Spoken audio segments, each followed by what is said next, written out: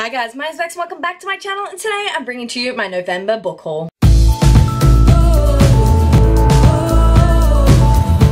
December is here guys, so it is time to show you the books that I got in the month of November.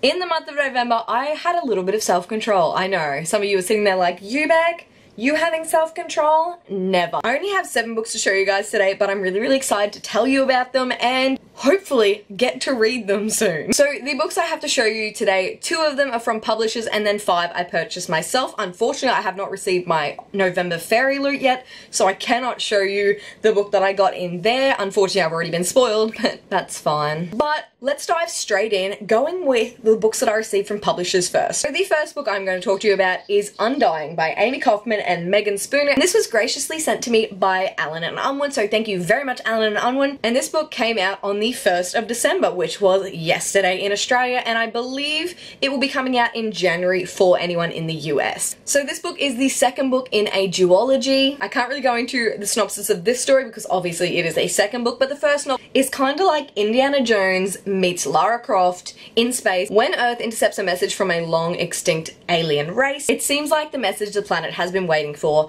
Unfortunately, Earth in this world is nearly destroyed. We are using all its resources and it is essentially dying. But the Undying advanced technology has the potential to undo the massive environmental damage that we have caused and turn lives around. For Jules Addison and his fellow scholars, a trip to Gaia offers unprecedented opportunity for study. But in Amelia Radcliffe's case, it is a time to loot and get money to buy her sister's contract out. Despite their opposing reasons for being in Gaia, they both uncover riches hidden in the temples, and it goes from there. Undying follows where Unearthed left off, and it is a experience, I will tell you that much. It's an adventure story. It's very sci-fi based, so if you're really into sci-fi, I definitely recommend picking up Unearthed and then Undying. And the next book I received from a publisher is Izzy and Tristan by Shannon Dunlap, and this was sent to me from Hashtag Australia, so thank you very much Hashtag Australia for sending this one to me for a review. This book comes out in March 2019, and it follows 16-year-old Izzy, who is an aspiring doctor, who isn't really happy about her recent move to the Lower East Side. She feels distance from her family, especially her twin brother. And then she meets Tristan. Tristan is a chess prodigy who lives with his aunt, but when he and Izzy meet one fateful night, together they tumble into a story as old and unstoppable as love itself. So this is a new contemporary one, and it says this isn't a story about anything new, it's about the oldest thing in the world. It's about love, and this advanced reader copy is absolutely beautiful, so thank you very much to Hashtag Australia for this one, and I definitely think I'll be getting to this one before release date because the contemporary-thon is before this release date, so I definitely want to throw this one in my TBR for that. Now onto the books that I purchased myself. The first one is a special edition, and it is the Red Rising Barnes & Noble exclusive edition, and it's absolutely beautiful. As you may know, Red Rising is one of my favorite books, and this book is absolutely stunning.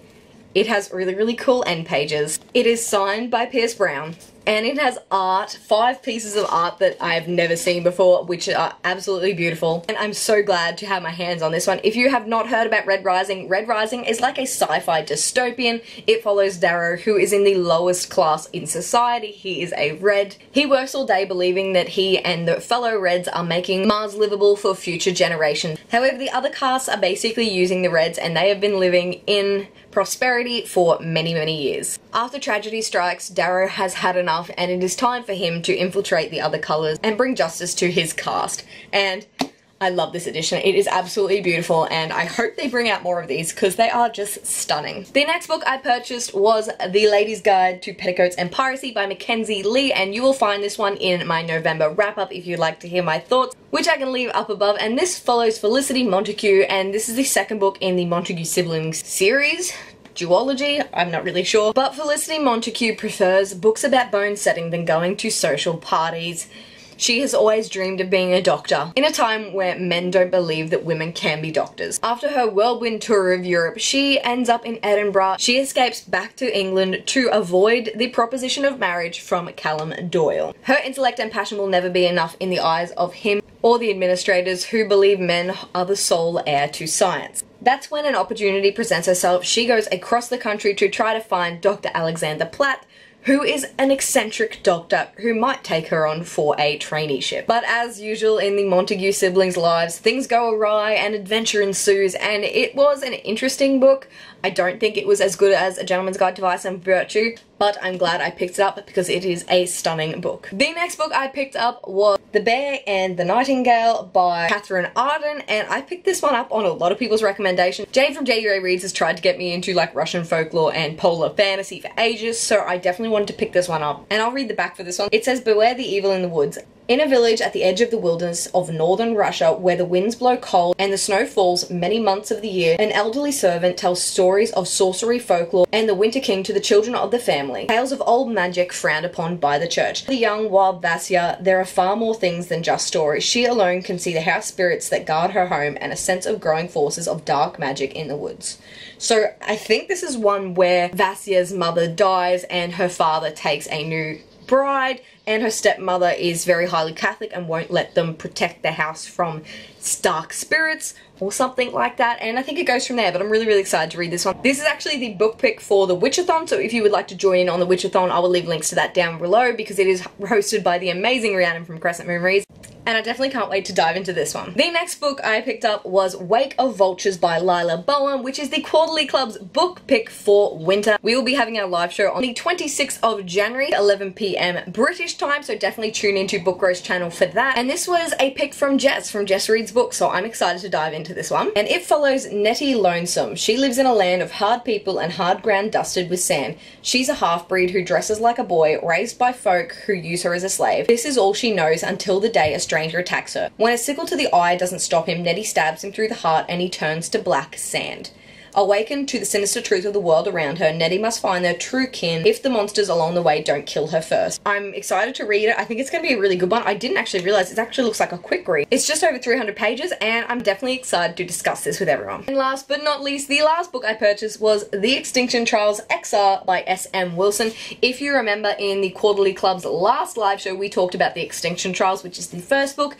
This is the second one. I didn't love the first book, but I was really intrigued and I kind of wanted to see where the story went, so I picked this one up. This one's been pitched as Jurassic Park meets The Hunger Games. It's like a dystopian world where we have destroyed the world as we normally do because humans are pretty horrific like that, and then there is a like lush world with dinosaurs in it, and they decide they want to have a look at the dinosaurs' DNA, so they go on an adventure. Now this follows Storm Chaser and Lincoln, and I think it would be picking up pretty close to where the last one finished off, and I'm excited to dive into this one. And that's it from me today, guys. Those are the 7 books that I picked up in the month of November. If you like this video, please give it a big thumbs up, subscribe if you like to see more and have not already, and chat to me down in the comments. Let me know what books you picked up in the month of November. I would love to hear. I make videos every Monday and Thursday, and I'll see you in a new one. Bye!